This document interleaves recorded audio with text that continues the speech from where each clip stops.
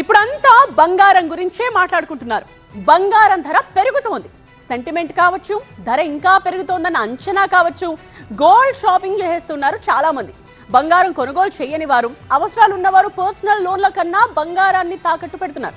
So కొనకున్నా బంగారం ప్రాధాన్యాన్ని మాత్రం కొట్టిపారేలేదు. ఇవి గోల్డెన్ టైమ్స్ అని చెప్పుకోవాలా? బంగారం గురించి ఇంత మాట్లాడుకుంటున్నాం కాబట్టి అసలు మన దేశంలో ప్రజల దగ్గర ఉన్న బంగారం ఎంత చూద్దాం. మన దేశంలో ప్రజల దగ్గర ఉన్న బంగారం 34,600 టన్నులు. ఈ బంగారం విలువ $3.8 ట్రిలియన్, అంటే మన కరెన్సీలో 337 లక్షల కోట్లు. ఈ విలువ మన జీడిపిలో 88.8%.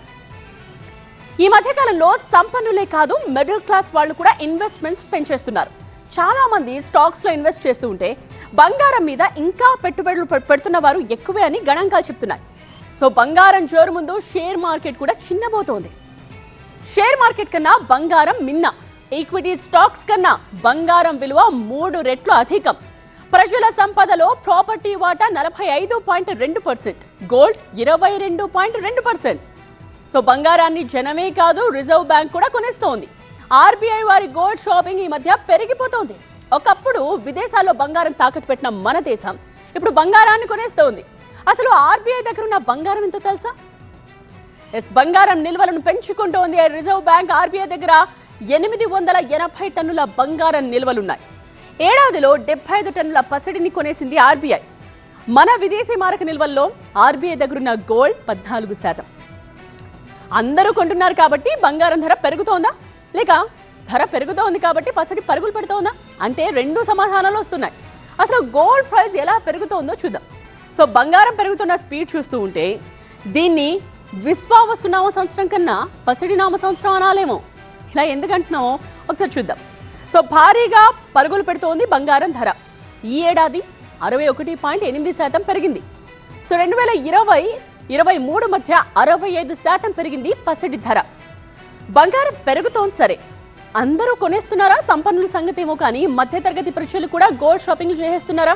అసలు జనానికి జీతాలు పెరుగుతున్నాయా? ఇప్పుడు ఇక్కడ ఇదే అసలు పాయింట్. బంగారాన్ని కొనలేకపోతున్నారు కొంతమంది ప్రజలు. జీతాలు తగ్గుదల, పసిడి ధరల్లో పెరుగుదల కనిపిస్తోంది. సో 2022-24 మధ్య వేతనాల్లో 0.07% క్షీణత ఉంది.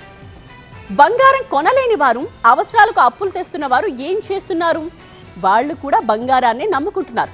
అందుకే గోల్డ్ లోన్ మార్కెట్ 3 పువ్వులు 6 కాయల్లా వెలిగిపోతోంది. పసిడితో పాటు కళకళలాడుతోంది గోల్డ్ లోన్ మార్కెట్. మార్చ్ 2027 కల్లా 18 లక్షల కోట్లకు ఈ మార్కెట్ చేరబోతోందని ఐసీఆర్ఏ రిపోర్ట్స్ చెప్తున్నాయి. ఈ పరిస్థితుల్లో నువ్వు వస్తానంటే నేను వద్దంటానా అంటున్నాయి బ్యాంక్స్. సో బంగారం తనఖా పెట్టి రుణాలు పొందేందుకు జనం ఆసక్తి చూపిస్తూ ఉంటే బ్యాంక్స్ కూడా రెడ్ కార్పెట్ పరుస్తున్నాయి. గోల్డ్ లోన్స్ కోసం రారమ్మని ఆహ్వానం పలుకుతున్నాయి.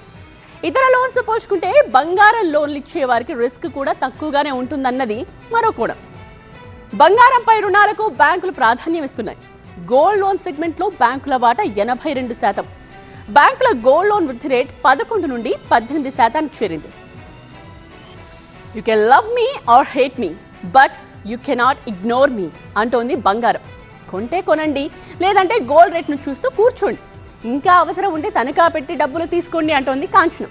అందుకే బంగారం గురించి యావత్ దేశం ఇంతగా మాట్లాడుకుంటోంది.